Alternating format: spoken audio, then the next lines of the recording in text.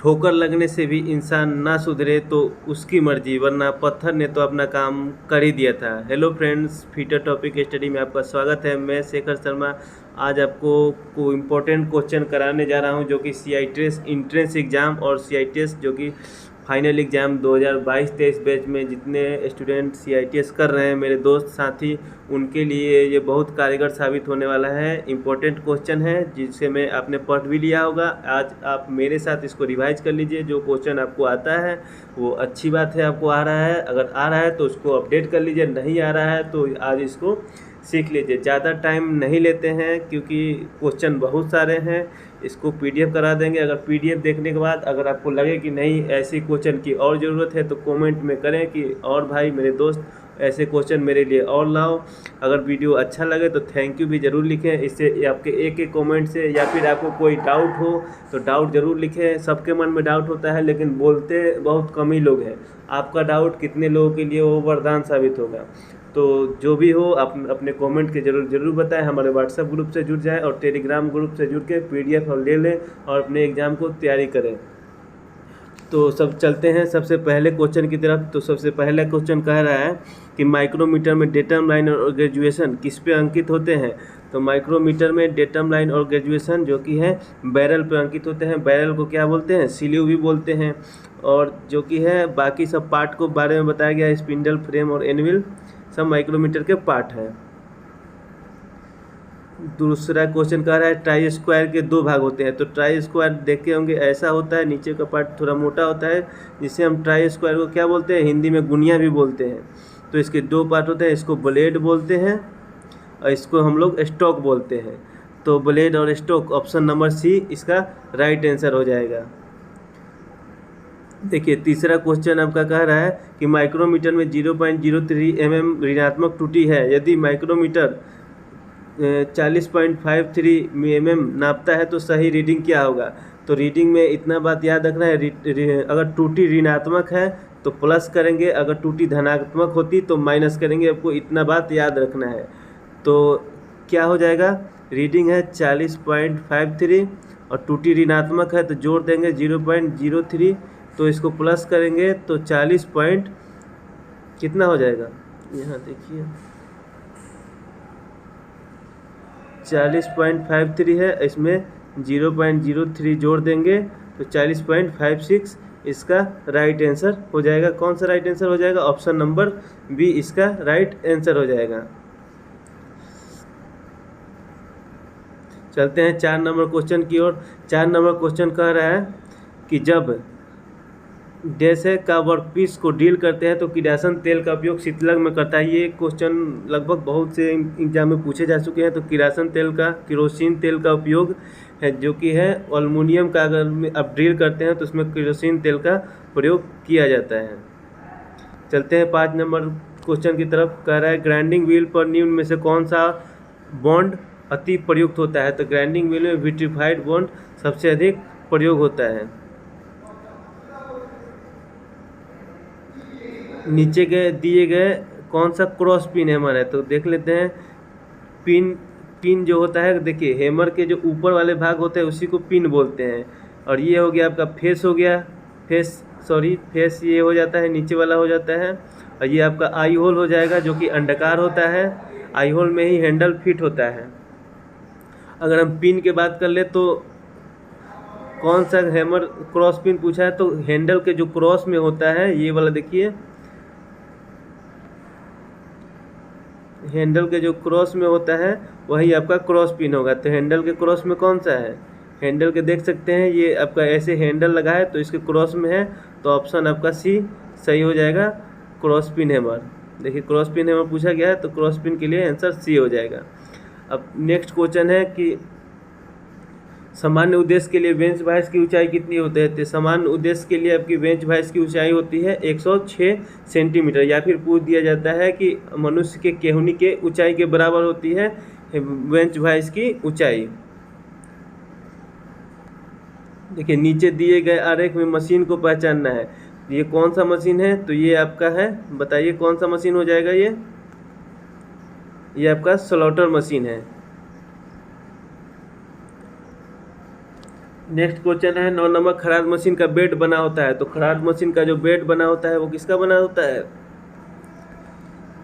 Cast iron का बना होता है खराद मशीन का बेड। अगर बात करें खराद मशीन की लंबाई कैसे लेते हैं, तो इसकी बेड से लंबाई लेते हैं और दोनों सेंटरों की बीच की दूरी से भी खराद मशीन का लंबाई लेते हैं। और ये किसका बना होता है? तो कास्ट आयरन का, ढलवा लोहा का बना होता है। नेक्स्ट क्वेश्चन है कौन सा सेंट्रल लेथ का भाग नहीं है? तो सैडल होता है, फीड रॉड होता है और लीड स्क्रू होता है। और क्या नहीं होता है? तो आर्बर नहीं होता है। तो आर्बर इसका राइट आंसर हो जाएगा। नेक्स्ट क्वेश्चन है 11 नंबर, दिए गए आरेख में लेट्स द्वारा किए जा रहे ऑपरेशन को बताना है। ये कौन सा ऑपरेशन किया गया है? तो यह एक ऑपरेशन है। ऑप्शन आपको देख लेते हैं, चारों option. Knurling, indenting, scratching, pattern making. तो यह आपका ऑपरेशन है, नर्लिंग ऑपरेशन है। कौन सा ऑपरेशन है? नर्लिंग ऑपरेशन है। निम्न में से सबसे हल्का धातु है। ऑप्शन है टीन, लीड, एल्युमिनियम और तांबा। तो हल्का धातु कौन सा है? एल्युमिनियम है। दिए गए आरेख में गेज की पहचान करना है। तो ये देख सकते हैं कौन सा गेज है? तो ये एक वायर गेज है। अगर हम वायर गेज, ये वायर गेज है।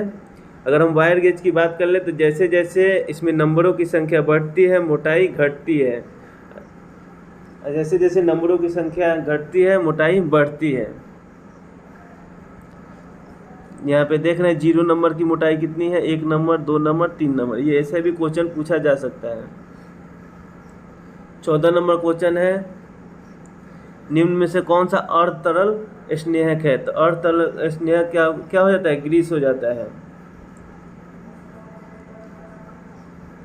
15 नंबर क्वेश्चन है लगभग सभी मशीनों में अति समान रूप से प्रयुक्त होने वाला कटाई तरल पदार्थ कौन सा है? तो लगभग सब में प्रयोग करने के लिए तो ऑप्शन है soluble oil, water, compressed air या फिर केरोसिन। तो इसका राइट आंसर हो जाएगा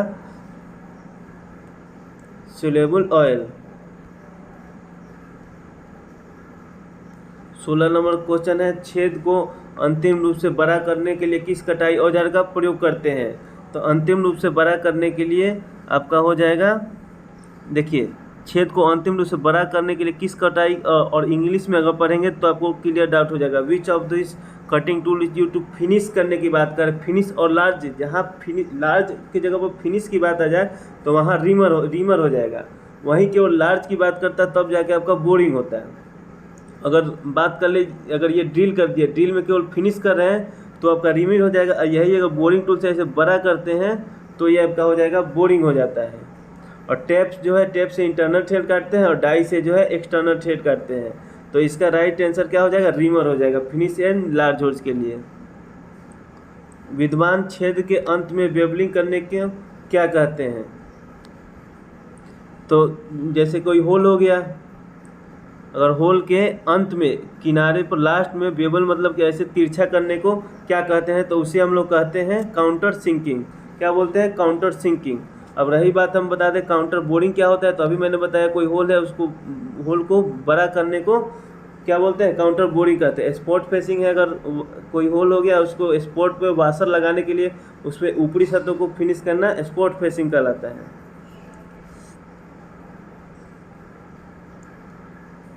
नीचे दिए गए रेती में फाइल कट को दर्शाया गया किस प्रकार का कट है? तो इस फाइल को आपने देखा होगा, ये है जो कि रास्प कट फाइल है। रास्प कट फाइल का उपयोग ज़्यादातर लकड़ी वगैरह में काम करने के लिए किया जाता है।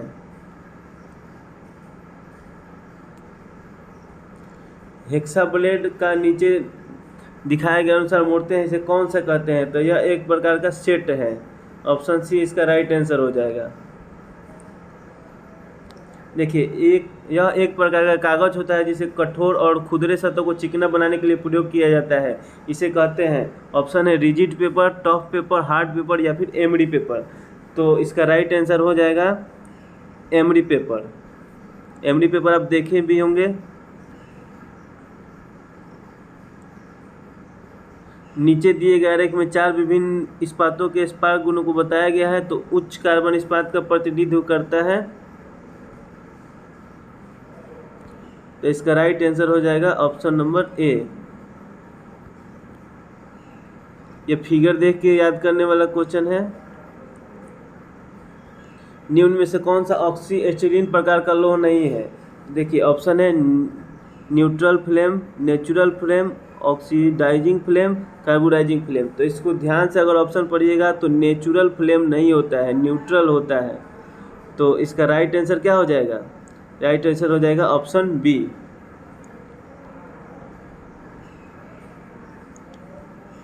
प्रयोग किए गए ड्रिल के आकार से छेद आकार बड़ा होना तो निम्न में से कौन सा कारण हो जाता है?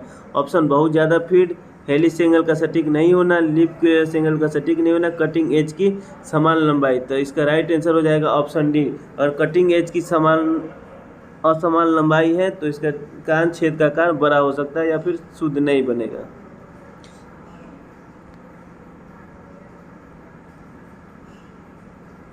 यदि बेंच वाइस बहुत ज़्यादा कसा हुआ है तो किस प्रकार का दोष होगा? ऑप्शन है हैंडल, स्पिंडल, स्क्वायर नट, और चौथा ऑप्शन है आपका फिक्स जॉ।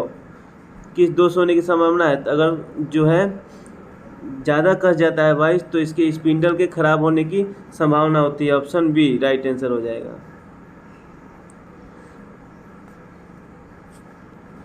25 नंबर क्वेश्चन है इकाइयों के एसआई मात्रा में कौन सा आधार इकाई नहीं है? तो इसके जूल जो कि है आधार इकाई नहीं है। ऊष्मा उपचार प्रक्रिया नॉर्मलाइजिंग का मुख्य उद्देश्य होता है प्रेरित तनाव को कम करना, मॉसिलिटी में सुधार लाना, इस्पात को मुलायम करना, सख्तता बढ़ाना और भंगुरता को कम करना।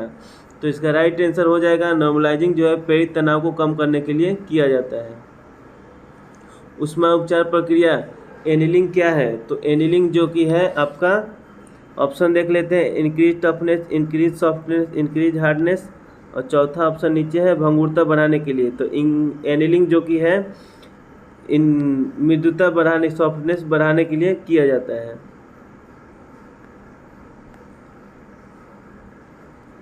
देखिए नीचे दिए गए आरेख में किस प्रकार की फाइलिंग करने को दर्शाया गया है? तो ये दोनों हाथों से फाइलिंग, कौन सा फाइलिंग करते हैं? Straight filing, plain filing, draw filing या फिनिश फाइलिंग। तो आपको बता दें अगर देखिए ऐसा कोई जॉब दिखाया गया है तो यहाँ हम दोनों हाथ से फाइलिंग कर रहे हैं तो इसे हम लोग ड्रॉ फाइलिंग बोलते हैं। दोनों हाथ से फाइलिंग कर रहे हैं तो कौन सा फाइलिंग बोलेंगे? ड्रॉ फाइलिंग बोलते हैं। वही अगर हम इस पर क्रॉस फाइलिंग करते, क्रॉस फाइलिंग देखिए ऐसे होता है, इस साइड से करिए या फिर इस साइड से करें, इस फाइलिंग को हम लोग क्रॉस फाइलिंग बोलते हैं। और वही फाइलिंग अगर हम ऐसे सामने से करते हैं किसी जॉब के तो उसे स्ट्रेट फाइलिंग बोलते हैं। और एक आपका कर्व फाइलिंग भी होता है, लेकिन दोनों हाथ से करते हैं तो यहाँ राइट आंसर हो जाएगा ड्रॉ फाइलिंग। वीडियो अच्छा लगे तो वीडियो को लाइक जरूर करें और चैनल पर नए हैं तो चैनल को सब्सक्राइब करें। अगर और ऐसा वीडियो चाहते हैं तो हमें कमेंट जरूर करें। गोल छड़ को पकड़ने के लिए भी वो लोग का एंगल कितना होता है? तो गोल छड़ को पकड़ने के लिए भी वो लोग का एंगल आपका 90 डिग्री होता है। नीचे दिए गए आरेख में एक औजार ए को चिन्हित किया गया है जो कि मशीन स्पिंडल के नोज से टेपर सेंक डील को हटाता है। तो ये कौन सा टूल है बताना है आपको।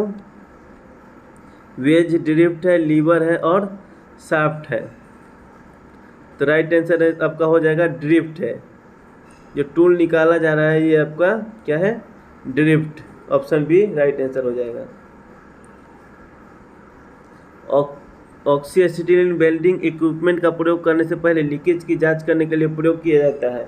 ऑप्शन है साबुन पानी, नमक पानी, ताज़ा पानी या कठोर पानी। तो इसका राइट आंसर हो जाएगा साबुन पानी का प्रयोग किया जाता है।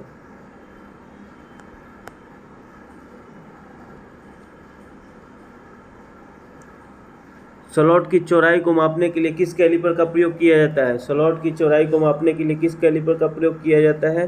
तो ऑप्शन है outside caliper, inside caliper, jenny caliper या और लेग कैलिपर। स्लॉट की चौड़ाई के लिए आपको हमेशा इसका प्रयोग करते हैं, इनसाइड कैलिपर का प्रयोग करते हैं।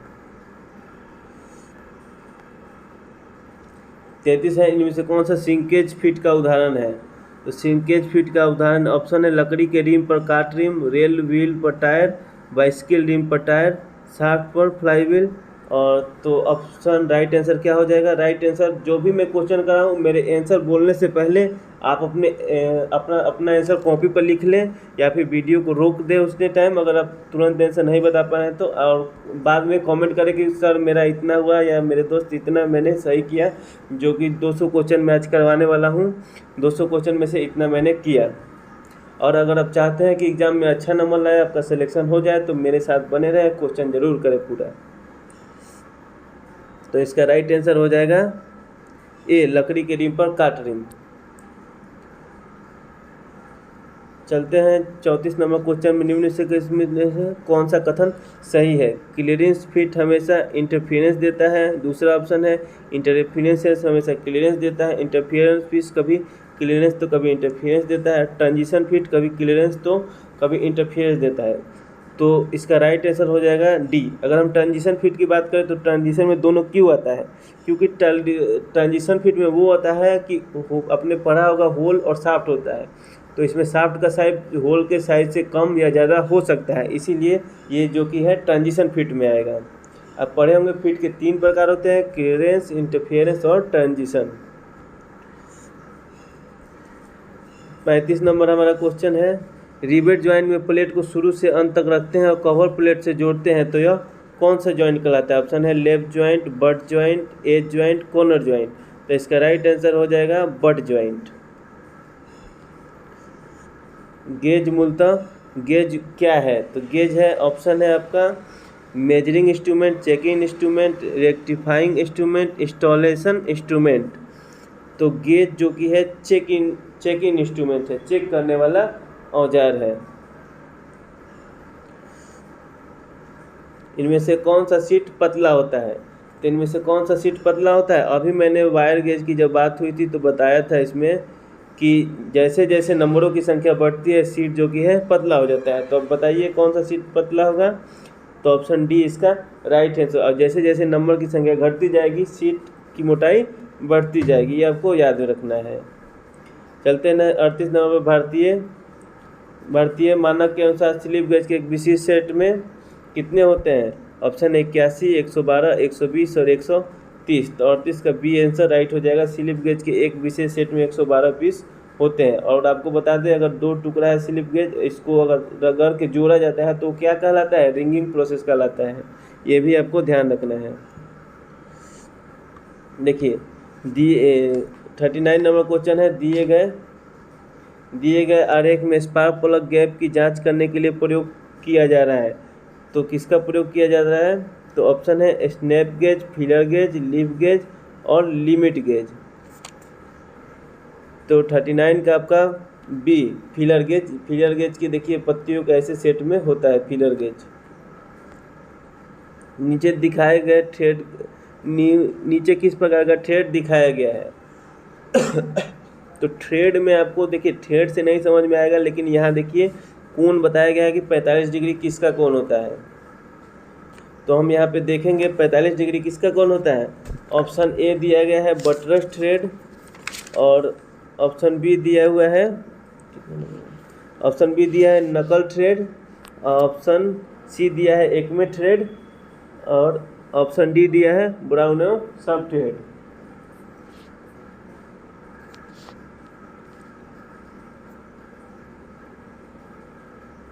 तो राइट आंसर बताइए इसका। तो इसका राइट आंसर हो जाएगा बटरस थ्रेड। अगर हम थ्रेडों की बात कर लें तो आपको कोण तो याद करना ही है। अगर हम बीए थ्रेड की बात कर ले, तो बीए का कोण होता है 47.5 डिग्री। अगर स्क्वायर थ्रेड की बात कर ले तो 90 डिग्री होता है। एकमे थ्रेड की बात कर ले तो 29 डिग्री होता है। मीट्रिक थ्रेड की बात कर ले तो 60 डिग्री होता है। वही अगर बटरस थ्रेड की बात कर लें तो इसमें थोड़ा बटरस ये हो गया 45 हो गया, और BSW ऐसे ही BSW का 55 होता है, BSF का 55 होता है, BSP का 55 होता है, अमेरिकन नेशनल थ्रेड का 60 डिग्री होता है, नकल थ्रेड का 0 होता है, वर्म थ्रेड का 29 होता है। जितने भी मैंने अभी बताया सारे इम्पोर्टेंट है। देखिए चेन ड्राइव का प्रयोग करते हैं। चेन ड्राइव का प्रयोग कहाँ करते हैं?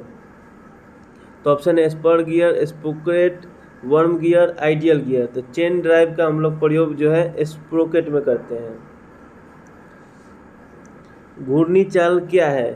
तो सीधी रेखा में पशु और अग्रचाल, वृत्त में पशु अग्रचाल, सीधी रेखा में चाल। ऑप्शन डी है मूवमेंट इन ए सर्किल, वृत्त में चाल, इसका राइट आंसर हो जाएगा। वेल्ट के फिसलने का कारण है वेल्ट के फिसलने का कारण वेल्ट ड्राइव का वेगानुपात। अगर वेल्ट देखिए फिसलता है तो इसके वेल्ट ड्राइव के वेगानुपात क्या होगा? तो ऑप्शन है घटता है, बढ़ता है, समान रहता है, बढ़ या घट जाता है। तो राइट आंसर है अगर बेल्ट जब फिसलेगा तो वेगानुपात जो कि है आपका कम हो ही जाएगा। 44 नंबर क्वेश्चन है, निम्नलिखित में से किसका उपयोग बड़े पैमाने के उत्पादन में टूल को गाइड करने के लिए, जॉब को पकड़ने के लिए भी करते हैं? तो टूल को गाइड और पकड़ने के लिए जिग का प्रयोग करते हैं। देखिए अगर फिक्चर की बात करता है तो फिक्चर में टूल को वो पकड़ता है और लोकेट भी करता है, ये भी बात याद रखना है। केवल फिक्चर जो है आपका गाइड नहीं करता है, जिग जो है ये सब काम करता है, ये गाइड भी करता है, ये बात आपको हमेशा याद रखना है। इसका जिग आंसर हो जाएगा। 45 नंबर क्वेश्चन है, नीचे दिखाए गए कटिंग टूल का उपयोग देख लेते हैं कैसा कटिंग टूल है। तो ये है जो कि है क्या पूछा गया है, कटिंग टूल का उपयोग। तो ये है एक ब्रोचिंग मशीन का कटिंग टूल है, ब्रोचिंग मशीन का ये कटिंग टूल है, ये ब्रोचिंग मशीन का कटिंग टूल है। 46 नंबर क्वेश्चन है, थ्रेड के एक बिंदु से अगले थ्रेड के तदनुरूपी बिंदु को कहते हैं?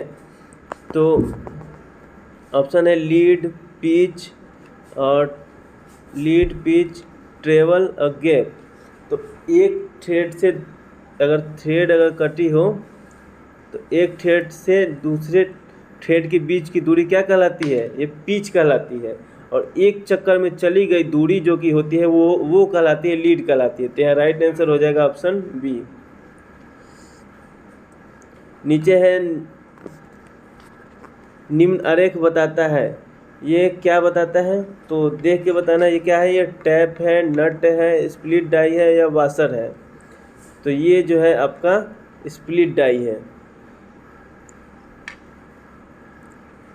इसका अगर देखेंगे आंसर जो कि है ये, इसका आंसर जो कि है आपको सेट में मिला होगा वो आंसर गलत दिया है, उसमें नट दिया है लेकिन ये नट है नहीं, ये आपका डाई है, इसमें कंफ्यूज नहीं होना है। देखिए शाफ्ट और व्हील या पुल्ली को घूमने से रोकने के लिए किसका प्रयोग किया जाता है? ऑप्शन है की का, रिवेट का, नट का या फिर वाशर का। तो आपका राइट आंसर हो जाएगा किसका प्रयोग करते हैं? घूमने से रोकने के लिए की का प्रयोग करते हैं।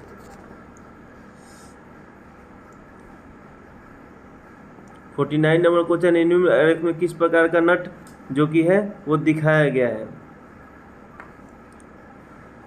तो ये है ऑप्शन है एक्रोन, सेमी फिनिश, सॉलिड या फिर विंग जो कि है। तो इसका आंसर हो जाएगा ये है स्लॉटेड नट है। देखते हैं नट के हेड के ऊपर हल्का हल्का स्लॉट बना हुआ है। अब विंग नट की बात करें तो आप हेक्सा फ्रेम यूज किए होंगे, उसमें आपको विंग नट मिल जाता है। और ये बताया गया है, देखिए आपको एक इमेज दे दिया गया है, नीचे आरेख में बी क्या है? तो बी जो कि है ऑप्शन देख लेते हैं। बी है पिच पूछ रहा है, पिच डायमीटर, मेजर डायमीटर या फिर माइनर डायमीटर। तो देखिए बी पूछा गया है ना, तो बी आपका हो जाएगा, हम सबको बता देते हैं, बी आपका हो जाएगा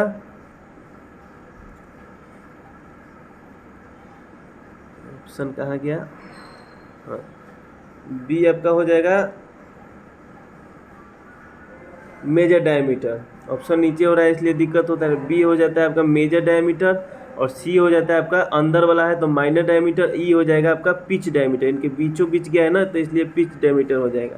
तो इसका राइट आंसर आपका हो जाएगा ऑप्शन सी, मेजर डायमीटर।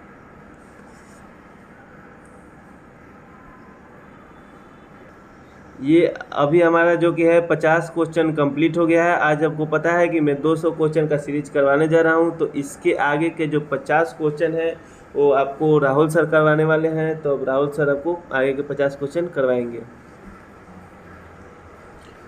नमस्कार दोस्तों, मैं राहुल यादव। अभी तक आप लोगों को क्वेश्चन नंबर 1 से क्वेश्चन नंबर 50 तक का डिस्कशन शेखर सर ने करवाया है। अब इसके आगे क्वेश्चन नंबर 51 से लेकर के 100 नंबर तक के क्वेश्चन को मैं डिस्कस करने जा रहा हूँ। तो चलिए 51 नंबर जो क्वेश्चन है इसको देखते हैं। इसमें कह रहा है किस प्रकार की चाबी का आकार अर्धवृत्ताकार होता है। तो हमारा ऑप्शन है जीभ हेड की, दूसरा है वुडरफ की, तीसरा है स्क्वायर की और चौथा है प्राट एंड विटने की। तो यहाँ पे जो ये अब यहाँ पे एक एक की को देख लेते हैं। जैसे देख लीजिए यहाँ पे ये इस तरह का ये होती है अर्धवृत्ताकार। तो ये जो अर्धवृत्ताकार है इसी को हम लोग बोलते हैं वुडरफ की। ठीक है, तो यहाँ पे जो हमारा ऑप्शन हो जाएगा वो बी हो जाएगा वुडरफ की। चलिए अब हम इसके आगे अगला वाला क्वेश्चन देख लेते हैं। अब 52 नंबर क्वेश्चन कह रहा है आई बोल्ट का प्रयोग होता है। ऑप्शन है पहला पावर के पारेषण में, दूसरा है लॉकिंग डिवाइस में, तीसरा भारी मशीनों को उठाने और परिवहित करने में और चौथा है आघात और कंपन को अवशोषित करने में। तो जो आई बोल्ट होता है आप लोगों ने देखा होगा वो जो हमारी ये मोटर वगैरह होती है इस तरह की हमारे ये मोटर होती है। अब इसमें ऊपर आप लोग देखे होंगे इस तरह का एक बोल्ट लगी होती है इस तरह का आई के आकार में, जिसको हम ऊपर उठा करके एक स्थान से दूसरे स्थान तक ले जाने के लिए होता है। तो वही है बोल रहा है वही आई बोल्ट होता है। तो यहाँ पे हमारा जो सी ऑप्शन है यहाँ पे भारी मशीनों को उठाने और परिवहित करने में, तो यही हमारा ऑप्शन सही हो जाएगा। ऑप्शन नंबर सी सही हो जाएगा यहाँ पे। अब आज ये 53 नंबर क्वेश्चन देख लेते हैं। इसमें कह रहा है इस टूल में धातु पर चिन्ह लगाने के लिए धातु का तेज सिरा होता है। देखिए कोई भी मेटल है उस पर हम जब कोई ये निशान वगैरह लगाते हैं, इसमें यहाँ पे दे रहा है कि ऑप्शन नंबर स्क्राइबर और दूसरा नंबर है सेंटर पंच, तीसरा है फाइल, चौथा है कोल्ड चीजल। तो यहाँ पे जो हम किसी भी मेटल पे जब वो निशान वगैरह लगाते हैं जिसमें सेंटर पंच से तो उसमें पंच मारी जाती है और फाइल से उसकी वो फिनिशिंग वगैरह की जाती है। तो यहाँ पे जो ये स्क्राइबर से हम किसी भी मेटल पे चिन्हित करते हैं। तो यहाँ पर हमारा जो ऑप्शन हो जाएगा 53 का वो ये हो जाएगा स्क्राइबर। चलिए आगे चलते हैं। 54 नंबर क्वेश्चन, बाहरी माइक्रोमीटर के स्पिंडल में रैचेट क्यों दिया जाता है। तो ऑप्शन है अत्यधिक दबाव को रोकने के लिए, अतिरिक्त दाब देने के लिए, तीसरा है उंगलियों को आराम देने के लिए, चौथा है रैचेट से अच्छा ध्वनि निकालने के लिए। तो यहाँ पे हमारा जो ऑप्शन हो जाएगा इसमें अत्यधिक दाब को रोकने के लिए, ये हमारा 54 का ए नंबर हो जाएगा यहाँ पे। अब आइए 55 नंबर देख लेते हैं। भिन्न पिच वाले हेक्सा का उपयोग होता है मोटा पिच के लिए बोल रहा है। तो यहाँ पे जो हमारा इसके लिए 1.8 ए नंबर है, दूसरा नंबर है 1 mm, तीसरा है 0.8 mm, तीसरा 0.5 mm। तो यहाँ पे जो हमारा ऑप्शन हो जाएगा यह 1.8 mm हो जाएगा। ठीक, अब आइए 56 नंबर देख लेते हैं। सामान्यतः हथौड़ी का हत्था लकड़ी का बना होता है क्योंकि यह सस्ता होता है, यह आघात को अवशोषित करता है, यह वजन में हल्का होता है या आसानी से उपलब्ध हो जाता है। तो यहाँ पे यह आघात को अवशोषित करता है, यह हमारा बी ऑप्शन यहाँ पे हो जाएगा। ठीक है,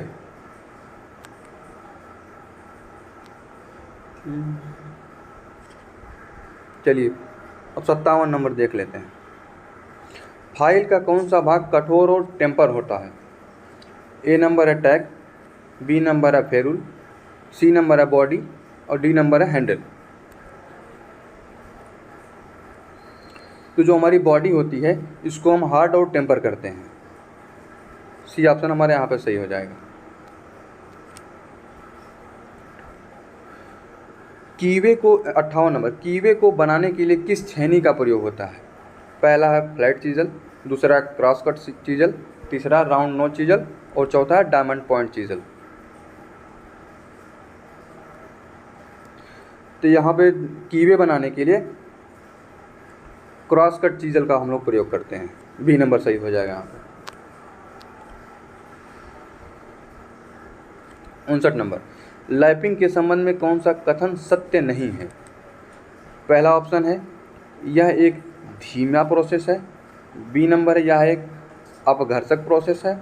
सी नंबर है यह बॉन्डेड अपघर्षक है। और डी नंबर है इस प्रोसेस से टाइट टॉलरेंस प्राप्त होती है। तो यहाँ पे क्या हो जाएगा, यह एक बॉन्डेड अपघर्षक है। सी नंबर यहाँ पे हमारा राइट आंसर हो जाएगा 59 का। अब आइए 60 नंबर देख लेते हैं। अधिकांश धातु विशेषकर अलौह धातु में समय के साथ कठोर हो जाने का गुण होता है, इसे कहते हैं। ए नंबर है टाइम हार्डनिंग। बी नंबर है लॉन्ग हार्डनिंग। सी है एज हार्डनिंग। और डी नंबर है सुपर हार्डनिंग। तो यहाँ पे जो हमारा ऑप्शन हो जाएगा वो 60 का सी नंबर एज हार्डनिंग।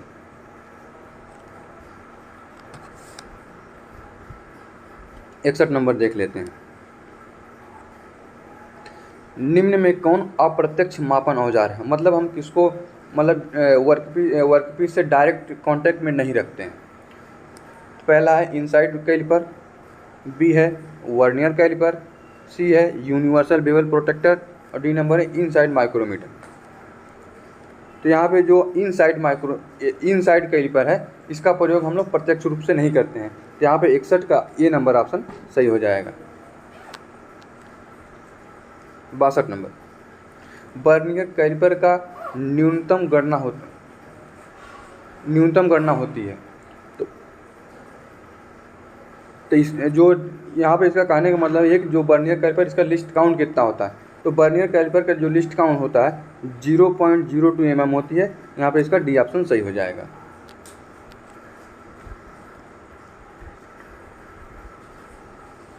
तिरसठ नंबर, विभिन्न प्रकार के बेल्ट का प्रयोग होता है, इनमें से कौन बेल्ट नहीं है? तो बेल्ट में फ्लैट बेल्ट भी होती है, वी बेल्ट भी होती है और टूथ बेल्ट भी होती है। इसमें तो तीनों बेल्ट होती है, जो कि डी नंबर यहाँ पे दिया है कोई नहीं। यहाँ पे हमारा ऑप्शन डी सही हो जाएगा। 63 का डी ऑप्शन सही हो जाएगा क्योंकि ये तीनों बेल्ट होते हैं। अब आइए 64 नंबर देख लेते हैं। यदि ड्राइविंग शाफ्ट को धीरे धीरे गति में लाना है तो प्रयुक्त ड्राइव होगा।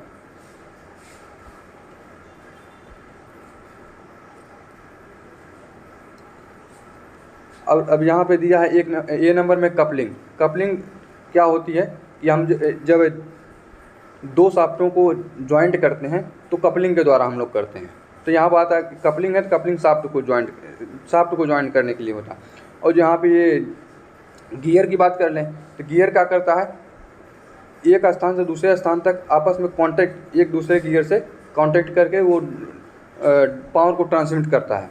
और जो बेल्ट ड्राइव है ये बेल्ट और पुली के सिस्टम पर चलता है। मतलब एक ड्राइवर पुली होगी, दूसरी ड्रिवन होगी, ड्राइवर रोटेट करेगी तो वहाँ से ड्रिवन तक पावर जाएगी। तो यहाँ पे हमारा क्वेश्चन है, यदि ड्राइवन शाफ्ट को धीरे धीरे गति में लाना है, धीरे धीरे गति में लाने के लिए यहाँ पे हमारा ऑप्शन हो जाएगा बी, क्लच का प्रयोग करते हैं। अब आ जाइए 65 नंबर।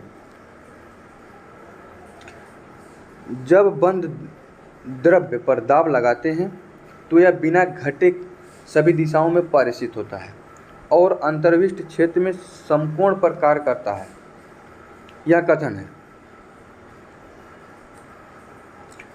यहाँ पे हमारा पहला ऑप्शन है बॉयल्स लॉ और बी वाला ऑप्शन है चार्ल्स लॉ।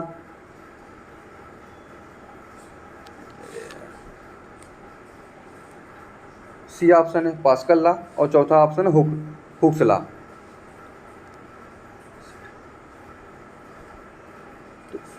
तो यहाँ पे हमारा जो ऑप्शन हो जाएगा ये हो जाएगा सी, पास्कल्स लॉ।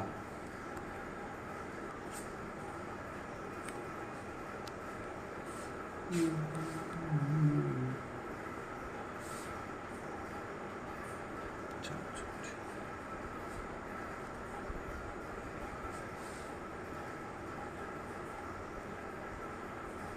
यहाँ पे आ जाइए 66 नंबर क्वेश्चन देख लेते हैं। निम्न में कौन अपघर्षक बियरिंग है, मतलब एंटी फ्रिक्शन बियरिंग है। तो यहाँ पे पहला दिया है बॉल बियरिंग, दूसरा है रोलर बियरिंग, तीसरा नीडल बियरिंग और चौथा ऑल ऑफ दीज। तो यहाँ पे जो एंटी फ्रिक्शन बियरिंग है, anti friction bearing ball bearing भी होती है, रोलर बियरिंग भी होती है, नीडल बियरिंग भी होती है। तो यहाँ पे हमारा 66 का डी ऑप्शन करेक्ट हो जाएगा। आ जाइए 67 नंबर। वह जिग जिसका कोई आधार नहीं होता है लेकिन ड्रिल करने के लिए इसे जॉब पर सेट करते हैं कहते हैं, मतलब वह कौन सा जिग है जिसमें बेस नहीं होती है।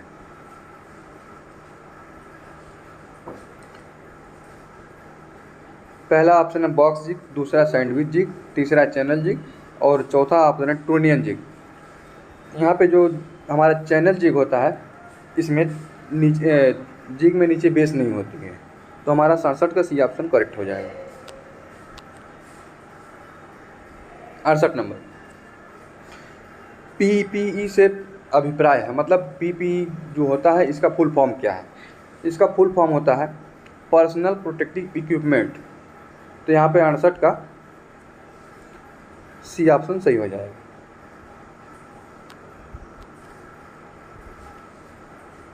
अब आ जाइए 69 नंबर देख लेते हैं।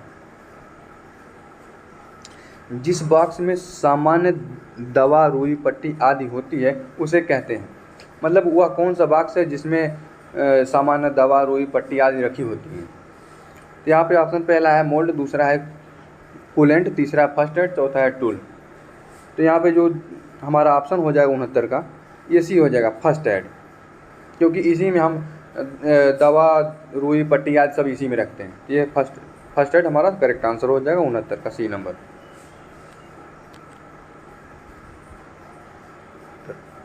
आइए 70 नंबर क्वेश्चन देख लेते हैं। निम्नलिखित में से कौन सा एक मृदु कौशल है। पॉजिटिव एटीट्यूड, दूसरा है God communication skill, good communication skill और सी है सेल्फ कॉन्फिडेंस और चौथा ऑल ऑफ दीज। तो यहाँ पे जो हमारा ऑप्शन हो जाए ऑल ऑफ दीज, यहाँ पे 70 का डी नंबर ऑप्शन सही हो जाएगा। 71 नंबर। निम्न में से कौन सा कौशल एक प्रशिक्षु फिटर ट्रेड में सीखता है। तो ये ऑप्शन होगा फाइलिंग, दूसरा है सेफ्टी स्किल, तीसरा है ग्राइंडिंग, चौथा है ऑल ऑफ दीज।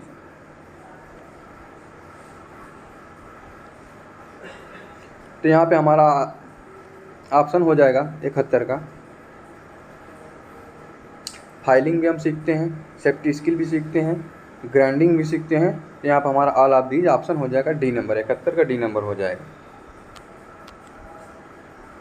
72। उच्च परिष्कृत वाली सतह बनाने के लिए कौन सी रेती प्रयोग की जाती है। तो हमारा जो पहला ऑप्शन है ये है रफ फाइल, दूसरा है डेड स्मूथ फाइल, तीसरा है बस्टर्ड फाइल, चौथा है नन ऑफ दीज। तो जो हाई फिनिश जो प्राप्त जिससे हमें मिलती है वो हमारा होता है डेड स्मूथ फाइल। तो यहाँ पे 72 का बी ऑप्शन करेक्ट हो जाएगा। आज ये 73 देखते हैं। किस प्रकार की छेनी का प्रयोग कीवे और स्लॉट को काटने के लिए किया जाता है। पहला ऑप्शन है फ्लैट चीजल, दूसरा ऑप्शन है क्रॉस कट चीजल, तीसरा है वेब चीजल, चौथा है नन ऑफ दीज। तो स्लॉट और कीवे बनाने के लिए हम क्रॉस कट चीजल का प्रयोग करते हैं। तो 73 के यहाँ पे बी ऑप्शन सही हो जाएगा।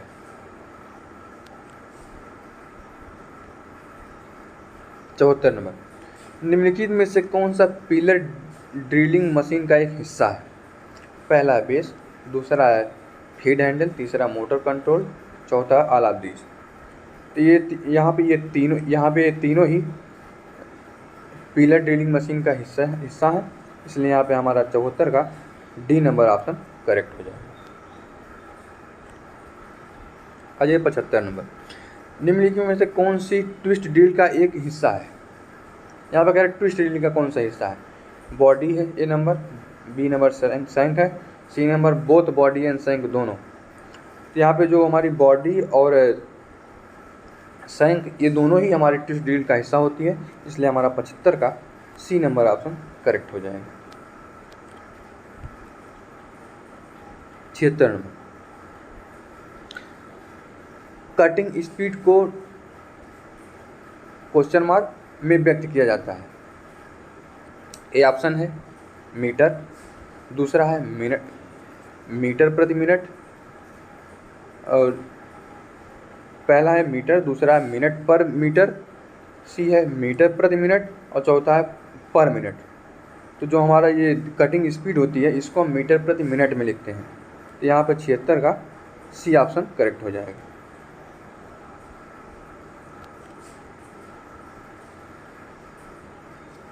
77, एक सामान्य प्रयोजन ड्रिल के लिए बिंदु कोण का मान क्या होता है।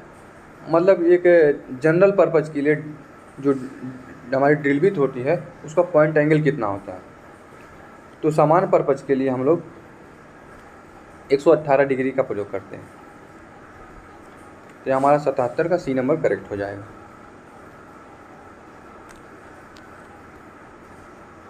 अब 78 देख लेते हैं। निम्नलिखित में से कौन सा शब्द ग्राइंडिंग व्हील से संबंधित है। पहला है ग्लेजिंग, दूसरा है ट्रूइंग, तीसरा है ग्लेजिंग और ट्रूइंग दोनों। तो यहाँ पे अब देख लेते हैं ग्लेजिंग क्या होती है। जब हम ग्राइंडिंग व्हील पे किसी भी जॉब की ग्राइंडिंग करते हैं तो ग्राइंडिंग करते करते धीरे धीरे क्या होता है कि ग्राइंडिंग व्हील का जो अब्रेसिव पार्टिकल है वो घिस जाते हैं। इस प्रक्रिया को कहा जाता है ग्लेजिंग। और जो ट्रूइंग है उस घिसे हुए पार्ट्स को वहाँ से हटा करके फिर से ग्राइंडिंग व्हील को कटिंग के योग्य बना देना, वो होता है ट्रूइंग। तो यहाँ पे दोनों ही, यहाँ पे ग्लेजिंग और ट्रूइंग दोनों ही ग्राइंडिंग व्हील से संबंधित है, इसलिए हमारा यहाँ पे 78 का सी ऑप्शन करेक्ट हो जाएगा।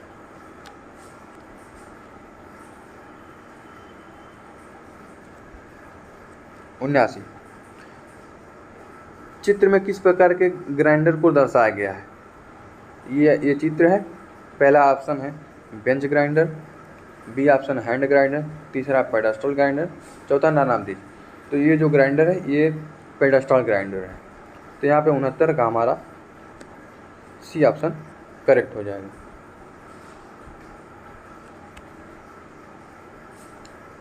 अब देख लेते हैं 80 नंबर। घटक की खालिस्तान थ्रेडिंग के लिए टैप का प्रयोग किया जाता है।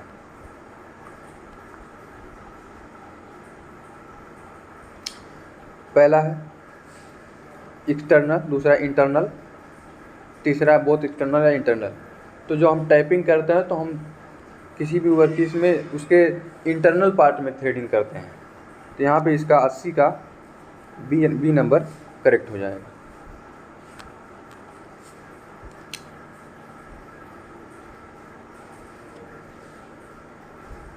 इक्यासी नंबर देख लेते हैं। निम्नलिखित में कौन सा हैंड रीमर का एक हिस्सा है। हैंड रीमर का कौन हिस्सा है। पहला है बॉडी, दूसरा है शंक, तीसरा सर्कुलर लैंड और चौथा है ऑल ऑफ दीज। यहाँ पे ये तीनों ही इसके हैंड रीमर के हिस्से हैं, इसलिए यहाँ पे 81 का डी ऑप्शन करेक्ट हो जाएगा। 82, निम्नलिखित में से कौन सा एक अर्ध ठोस स्नेहक है। देखिए स्नेहक जो है वो 3 प्रकार के होते हैं। पहला ठोस, दूसरा अर्ध ठोस और तीसरा लिक्विड। जो ठोस है तो ठोस में हमारा ये ग्रेफाइट आ जाती है, मोलिब्डेनम आ जाती है, अभ्रक आ जाती है। और जो हमारा ये सेमी सॉलिड होती है ये इसमें ग्रीस आ जाती है। और जो हमारा लिक्विड होते ही इसमें मोबिल ऑयल वगैरह आ जाती है। तो यहाँ पे हमारा 82 का B option grease semi solid ये करेक्ट हो जाएगा। 83, निम्नलिखित में से शीतलक को उपयोग करने का ये क्या उद्देश्य है। मतलब हम कूलेंट काहे लिए यूज़ करते हैं ये पूछ रहा। पहला है कटिंग उपकरण और कार्यखंड को ठंडा करना, दूसरा कमरे को ठंडा करना, तीसरा है प्रचालक को ठंडा करना, चौथा है नानाबीज। कटिंग के दौरान ऑपरेटर को ठंडा करने की ज़रूरत नहीं है, कमरे को ठंडा करने से वहाँ कोई मतलब है नहीं। यहाँ पे कटिंग टूल और वर्कपीस को ठंडा करने के लिए ही हम कूलेंट का प्रयोग करते हैं, इसलिए यहाँ पे 83 का ये ऑप्शन सही हो जाएगा।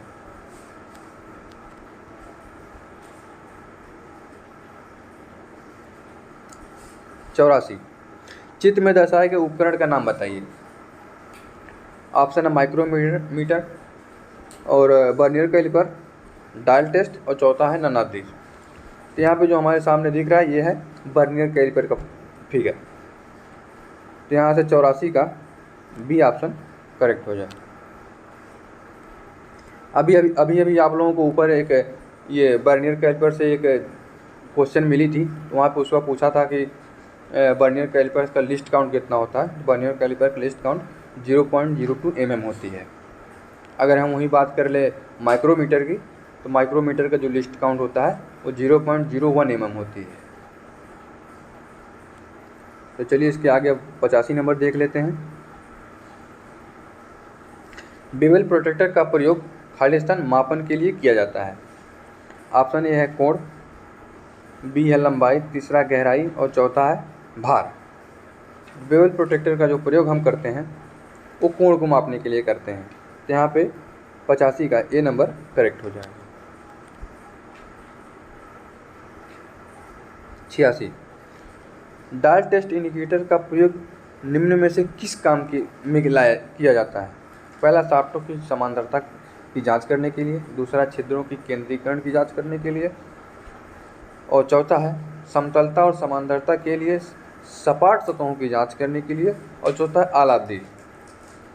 यहाँ पे ये डायल टेस्ट इंडिकेटर का प्रयोग हम लोग समतलता और समांतरता के लिए सपाट सतहों की जांच करने के लिए करते हैं, इसलिए यहाँ पे हमारा 86 का डी ऑप्शन करेक्ट हो जाएगा। 87, निम्न में से कौन एक अलौह धातु है। पहला है ढलवा लोहा, दूसरा है पिटवा लोहा, तीसरा है स्टील, चौथा है एल्युमिनियम। तो यहाँ पे जो हमारा एल्युमिनियम है ये अलौह धातु है। तो यहाँ पे 87 का डी ऑप्शन करेक्ट हो जाएगा। 88, निम्नलिखित में से कौन सा धातु का भौतिक गुण है। ए ऑप्शन है कलर, बी है वेट, तीसरा स्ट्रक्चर और चौथा का आलाब्दीज। तो जो हमारी फिजिकल प्रॉपर्टी होती है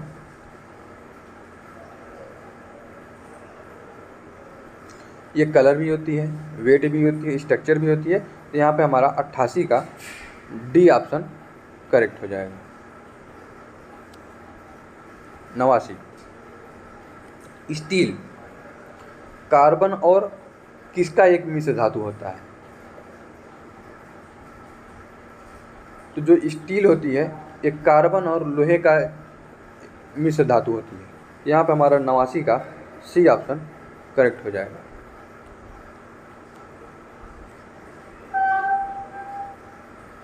90, ढलवा लोहा आमतौर पर खाली स्थान प्रकृति का होता है। ए ऑप्शन है इलास्टिक, दूसरा है मैलिएबल, तीसरा है भंगुर और चौथा है डक्टाइल। तो जो ढलवा लोहा होता है ये ब्रिटल होता है। तो यहाँ पे जो हमारा 90 का सी ऑप्शन करेक्ट हो जाएगा।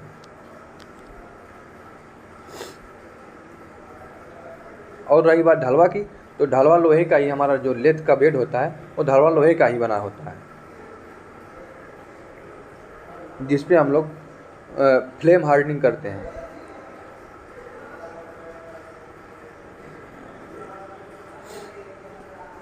अच्छा 91 नंबर, निम्नलिखित में से धातुओं का कौन सा गुण ऊष्मा उपचार से प्रभावित होता है। पहला है हार्डनेस, दूसरी है डक्टिलिटी, तीसरी है स्ट्रेंथ, चौथा आलाब्दीज। तो यहाँ पे हीट ट्रीटमेंट से हार्डनेस, डक्टिलिटी, स्ट्रेंथ जितने भी प्रॉपर्टी सब होते हैं ये सभी प्रभावित होते हैं, इसलिए यहाँ पे हमारा 91 का डी ऑप्शन करेक्ट हो जाएगा। 92 निम्नलिखित में से क्या सोल्डरिंग फ्लक्स का एक कार्य है, मतलब सोल्डरिंग फ्लक्स का क्या कार्य है? ए क्षरण को रोकना, बी या सोल्डर वाली सतह से ऑक्साइड को हटाता है, और सी नंबर या गीली सतह को बढ़ावा देता है, चौथा है आलादी। तो ये क्षरण को भी रोकता है, सोल्डर वाली सतह से ऑक्साइड को भी हटाता है, गीली सतह को बढ़ावा देता है। तो यहाँ पर हमारा जो 92 का डी ऑप्शन करेक्ट हो जाएगा। 93 निम्नलिखित में से कौन सोल्डर का प्रकार नहीं है? Soft solder, hard solder, brittle solder और नॉन ऑफ दीज। तो सोल्डर दो प्रकार के होते हैं, पहला सॉफ्ट सोल्डर, दूसरा हार्ड सोल्डर। तो यहाँ पे जो ब्रिटल सोल्डर दिया है ये हमारा ये सही नहीं है। तो यहाँ पे पूछ रहा कौन नहीं है, तो वही सही है। तो यहाँ पे 93 का सी ऑप्शन करेक्ट हो जाएगा। 94 निम्नलिखित में से कौन सी प्रक्रिया लेथ मशीन पर की जाती है? पहला drilling, knurling, taper turning, Alladi. तो लेथ मशीन पे बता दें आप लोगों को drilling, boring, knurling, turning, facing, taper turning सभी ऑपरेशन किए जाते हैं, इसलिए यहाँ पे 94 का डी ऑप्शन करेक्ट हो जाएगा।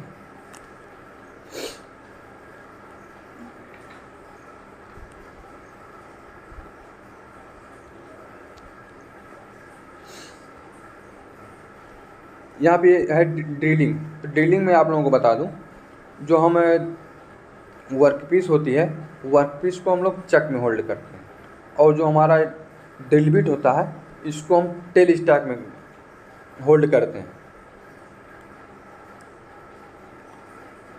आ जाइए 95 नंबर देख लेते हैं।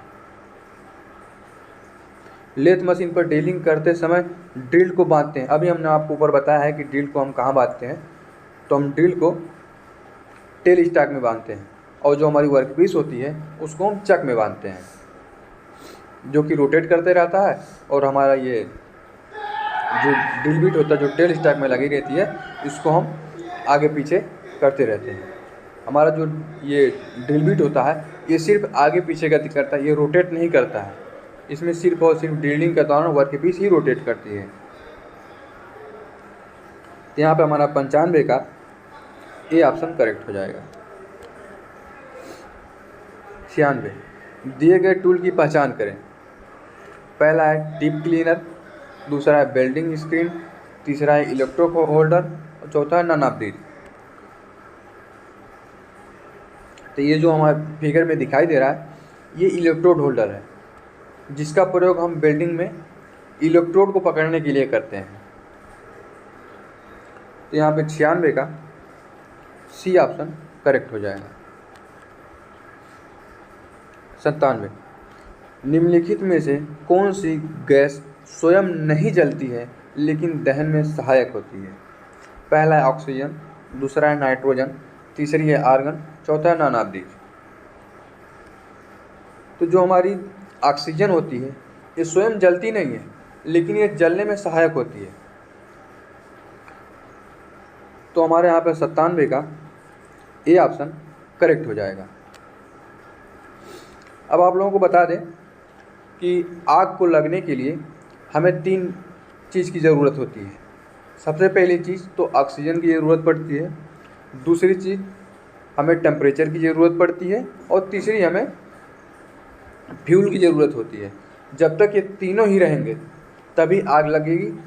अगर इनमें 3 में से कोई भी एक एब्सेंट रहेगा तो आग नहीं लगेगी।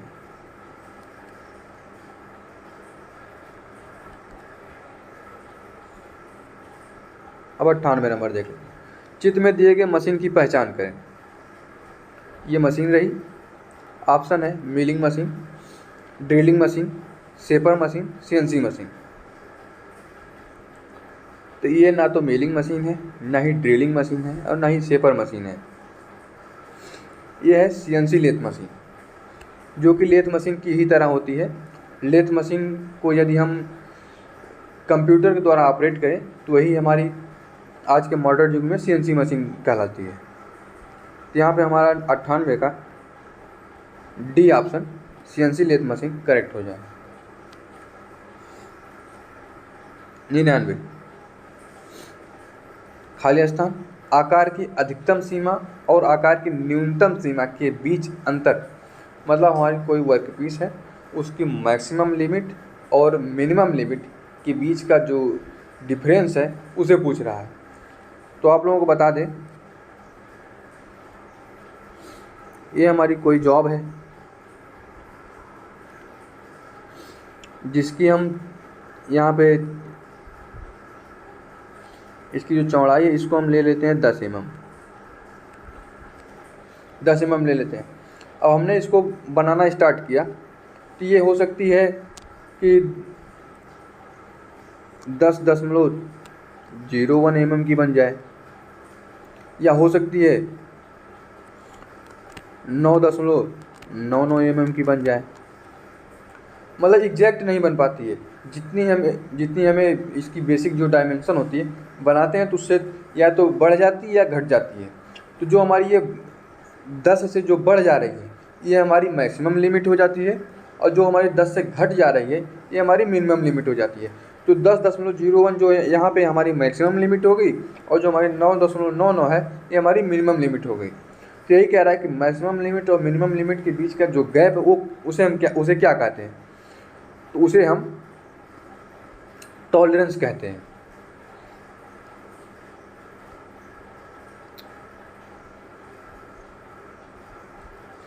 तो यहाँ पे हमारे 91 का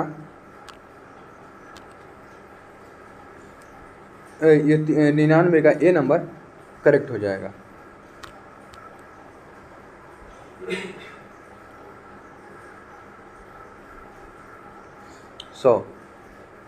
निम्नलिखित में से कौन रिवेट का एक प्रकार है? स्नैप हेड रिवेट, बी है पैन हेड रिवेट, तीसरा कॉनिकल हेड रिवेट, चौथा ऑल ऑफ दिस। तो यहाँ पे रिवेट जो होता है ये हेड के अकॉर्डिंग डिफाइन किए जाते हैं। तो यहाँ पे snap head, pan head, conical head ये सारे ही रिवेट के टाइप्स हैं। तो यहाँ पे हमारा 100 का डी ऑप्शन करेक्ट, 100 का डी ऑप्शन करेक्ट हो जाएगा। दोस्तों वीडियो बहुत ज़्यादा लंबा हो जाने की वजह से हम इस वीडियो में 1 से 100 तक के ही क्वेश्चन रख रहे हैं। इसके आगे 101 से 200 तक के जो क्वेश्चन होंगे उसके लिए हम एक अगली दूसरी वीडियो लेकर के आएंगे। तब तक आप लोग वीडियो को देखिए और अपना प्यार दीजिए, वीडियो को लाइक करिए। इसमें जहाँ पे आप लोगों को कोई डाउट समझ में आ रही है या आप लोग उसमें कोई सुझाव देना चाहते हैं तो कमेंट में आप अपना कमेंट दीजिए और चैनल को सब्सक्राइब करिए। Thank you.